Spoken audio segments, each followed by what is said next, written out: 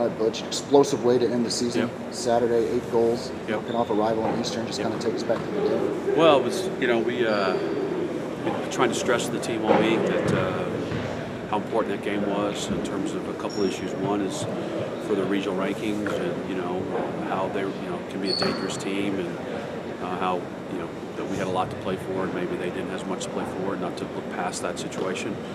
Two is that, we had a chance to rest a couple players because of card situations, so we didn't have to play them, and just really positive response with the rest of the team. And I thought we scored some fantastic goals, and just overall really pretty happy with the way the team played, and I think a good morale boost going into tomorrow's night's game. And obviously you finished a lot of goals, but there were a lot more opportunities to finish even more. Just kind of talk about how much you possessed. Yeah, we had probably maybe 60-65% of the possession.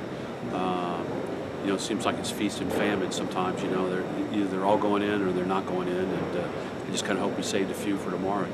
But just really positive what we've created. I don't really worry if they're not going in sometimes, if we're creating the chances and we're continuing to create chances and things like that. So we have enough good players in our team that somebody will get one along the line, and we just have to make sure we do our job on the other end and, work really hard keeping the clean sheet and keeping tight defensively. And it was just a really positive day, emotional day. We've talked all year about, especially at home, because you don't see them as much at home as you do on the road. You can't control all the things that you can control when you're on the road. So we've talked a lot about controlling the noise and all the outside things, with, especially on Saturday because it's senior day. You got moms and dads coming to town, girlfriends, the dog is coming with them. Things that really can make a distraction, and so you want to make sure we really worked hard at controlling that and trying to keep them focused. And that was one reason when we changed the ceremony to halftime instead of before the game and things like that. I thought that went pretty well, and so like I said, we're just today's is so calm outside, so beautiful. We just can't wait to get outside.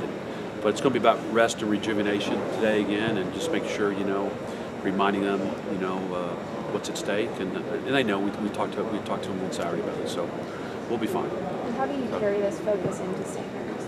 Well, we just have, I'm a big believer in routine and trying to make sure things we're doing all the right things, and it's easy towards the end of the season if you're going well or poorly for standards to drop, and we want to make sure the standards don't drop. And 2 weeks ago, the day before the game, had to send the whole team back in the locker room because some of them didn't have their proper attire and shin guards, so we're starting over, get back in there, do it, come back out. And, so it's really, I think a lot of that falls on the coaching staff to make sure we hold the standards high and maintain that,